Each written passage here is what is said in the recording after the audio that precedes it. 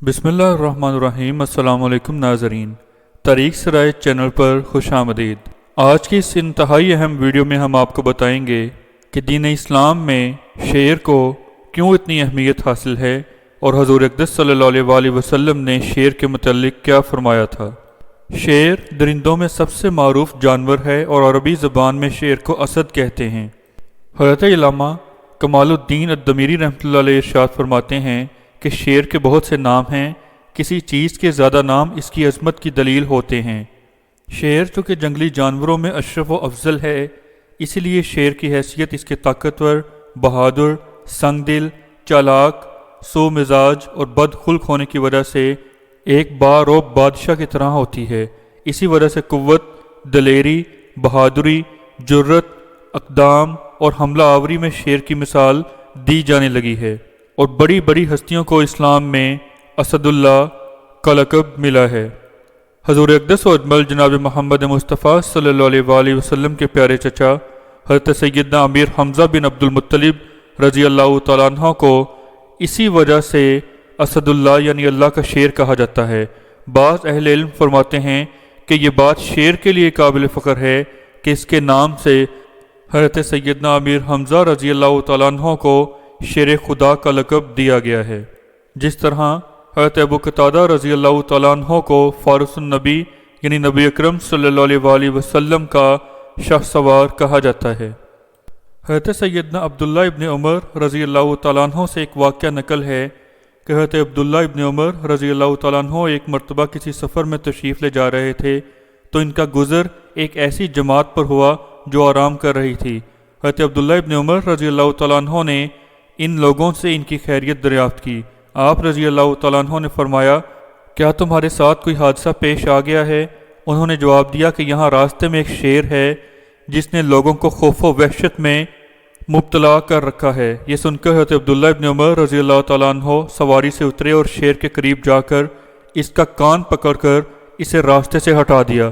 फिर आप रज़ी अल्लाह तआला अन्हु ने फरमाया कि नबी अकरम सल्लल्लाहु अलैहि वसल्लम ने तेरे बारे में बिल्कुल सच फरमाया है कि वाकई तुझे इब्ने आदम पर इनके गैरुल्लाह से डरने की वजह से इन पर मुसल्लत कर दिया गया है। अगर इंसान अल्लाह के अलावा किसी से ना डरे तो फिर तू मुसल्लत नहीं। अगर इब्ने आदम यानी इंसान अल्लाह के अलावा किसी से भी ना डरता तो वो अपने मामलात में किसी पर भरोसा ना करता। इसका मतलब यह है कि अगर इंसान अल्लाह रब्बुल आलमीन का नेक बंदा हो, अल्लाह रब्बुल आलमीन की तरफ उसका पूरा तवक्कुल हो, तो शेर कभी भी उसे कुछ नहीं कह सकता। सुनन इब्न दाऊद में है कि अब्दुर्रहमान बिन आदम से मरवी है कि अगर इब्ने आदम अल्लाह की कुव्वत और कुदरत पर कामिल यकीन रखता होता तो फिर वो अल्लाह ताला के अलावा किसी पर भरोसा ना करता और ना ही अपने मामलात और मुश्किलात में अल्लाह ताला के सिवा किसी पर भरोसा रखता।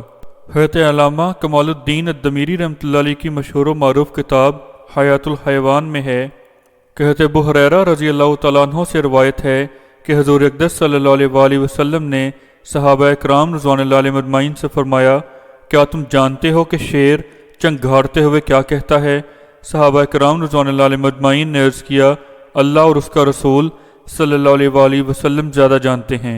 आप सय्यद आलम सल्लल्लाहु अलैहि वसल्लम ने फरमाया, वो यानी शेर कहता है, खुदाया मुझे किसी नेक और अच्छे आदमी पर मुसल्लत ना कीजिए।